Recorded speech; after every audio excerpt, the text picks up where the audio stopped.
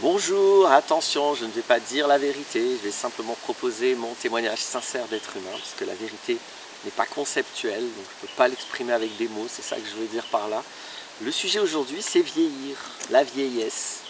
Donc tout le monde est concerné, ça c'est clair, même si beaucoup de gens font comme s'ils ne le sont pas, ça me semble assez clair aussi. J'ai pas grand chose à exprimer sur ce point. De toute façon, c'est irrémédiable, donc en clair, il n'y a qu'à accepter.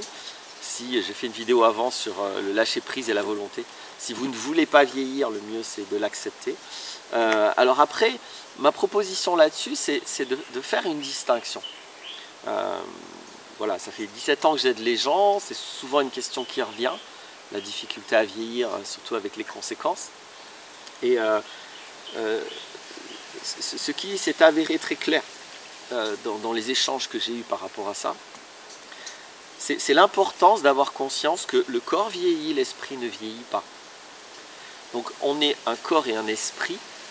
Par esprit, j'entends les choses au plus large possible. Donc là, selon les croyances des gens, ça ne va être que du mental, ou du mental et de la conscience, ou du mental, de la conscience et une âme, et peut-être que conscience et âme c'est pareil, ça dépend des conceptions, bref. Donc mettez ce que vous voulez dans l'esprit, c'est pas très important, quoi que vous y mettiez, ça ne vieillit pas. C'est exclusivement la matière, le corps qui vieillit. Donc vous êtes un corps et un esprit, votre mental, vos idées, ça ne vieillit pas. Vous ne vieillissez pas dans ce que vous êtes de l'esprit, c'est que votre corps qui vieillit. Et c'est ce décalage qui, à un moment donné, si on ne l'assume pas, si on n'en a pas conscience et si on ne le voit pas venir, qui à un moment donné peut faire mal, peut mettre dans des états très douloureux, peut faire peur, etc. etc.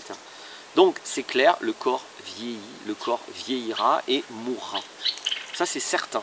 Donc l'idée c'est, plutôt que de fuir ça, d'en avoir peur, c'est d'être conscient du processus et de savoir que c'est comme ça que ça va se passer. Donc de voir ce qu'on va faire avec cette circonstance. C'est une circonstance. Voilà, quand vous achetez un truc et que vous savez que le truc, de toute façon, il va durer que 10 ans, bah, vous ne vous comportez pas comme si le truc il va vivre à l'infini. Et beaucoup de gens se comportent comme si leur corps va vivre à l'infini sous prétexte que leur esprit ne vieillit pas. Et ça, ils n'en ont pas forcément conscience. Et puis aussi, du coup, quand le corps vieillit, ils vont se vivre vieux dans la tête.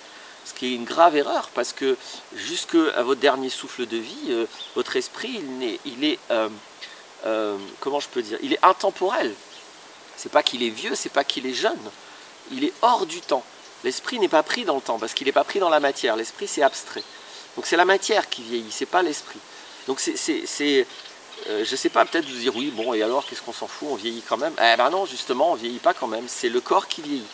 L'esprit ne vieillit pas. Mais oui, le corps vieillit, mais l'esprit ne vieillit pas. Donc après, chacun va voir ce qu'il fait de ça. C'est pas à moi, comme d'habitude, de proposer qu'est-ce que vous devez en penser, qu'est-ce que vous devez faire, est-ce que vous devez faire de la chirurgie esthétique ou pas. Ça, c'est votre vie, c'est pas la mienne. Moi, mon rôle, c'est la conscience de soi. Donc évidemment que ça a beaucoup de conséquences quand on est très conscient et précis du fait que l'esprit est intemporel et que le corps est dans le temps. Et que l'esprit ne va pas vieillir. Et vous n'êtes pas, tant que dans la vie, moi je parle de la vie incarnée, là, pour les autres considérations, on verra plus tard, mais en tout cas, là, maintenant, dans la vie incarnée, vous n'êtes pas qu'un esprit, et vous n'êtes pas qu'un corps. Vous êtes quelque chose qui a les deux. Vous avez un corps, vous avez un esprit, et c'est intéressant de voir qu'il y a un truc qui vieillit et un truc qui ne vieillit pas.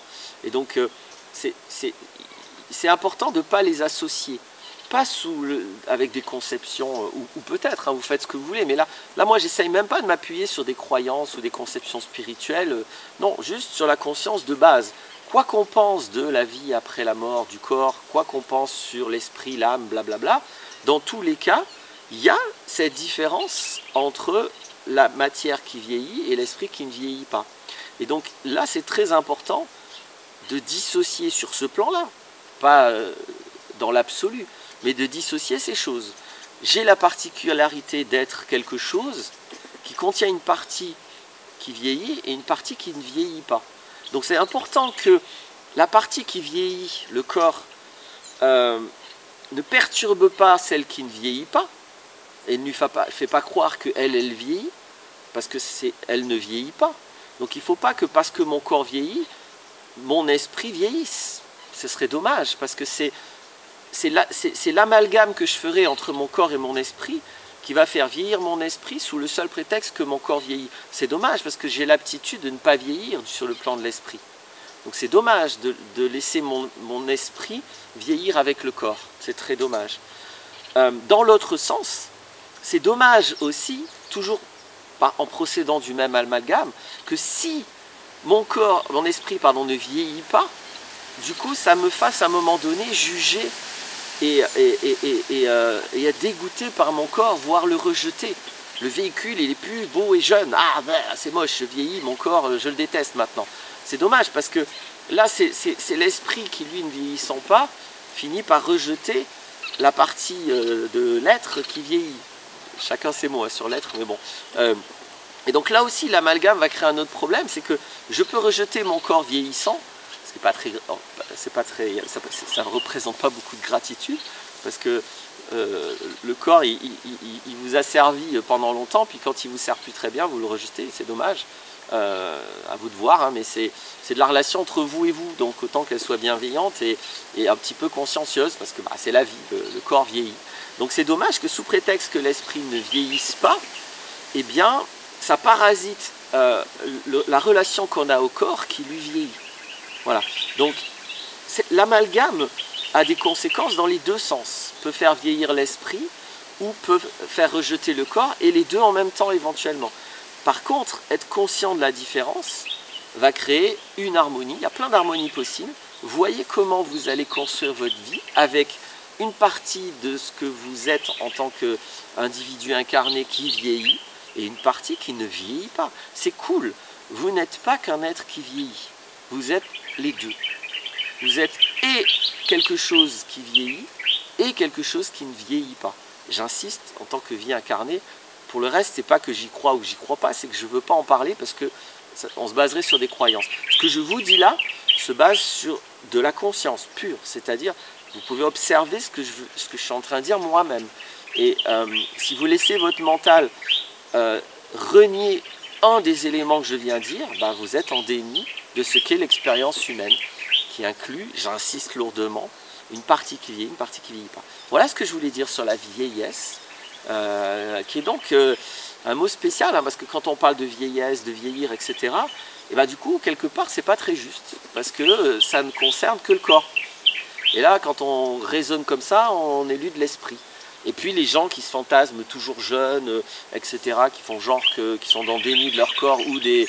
Ça peut être, tiens, j'en ai pas parlé, mais il peut y avoir un rejet du corps, il peut aussi y avoir un déni des incapacités du corps. Voilà, il y a des gens qui se comportent comme s'ils ont 20 ans alors qu'ils en ont 80 et que le corps n'a pas les mêmes fonctions, les mêmes habilités, on va dire, les mêmes aptitudes. Donc ça aussi, voilà un autre inconvénient de l'amalgame. Voilà, c'est pas parce que dans votre esprit vous n'avez pas de temps. Alors des fois on dit on a 20 ans, mais bon, ça c'est parce qu'on a une préférence pour un certain âge qui est très culturel. Mais en tout cas, l'esprit n'a pas de temps, c'est pas une excuse pour être dans le déni que le corps en a un. Donc bref, il y a beaucoup d'inconvénients psychologiques, il y a beaucoup de conséquences, je vais dire, toxiques, négatives, mais négatives, j'aime pas trop, on va dire toxiques. Il y a beaucoup de conséquences toxiques à l'amalgame qu'on peut faire entre le corps et l'esprit. Donc ne faites pas l'amalgame, le corps et l'esprit ont des propriétés différentes. Voilà mon invitation, et vous êtes les deux. Donc pour le mental, des fois c'est un peu dur de gérer les choses qui ont de la nuance, les choses qui ne sont pas blanches ou noires, mais c'est le cas. Donc le réel est plus fort que toi, je vous invite à considérer tout ceci, et puis à bientôt pour d'autres vidéos.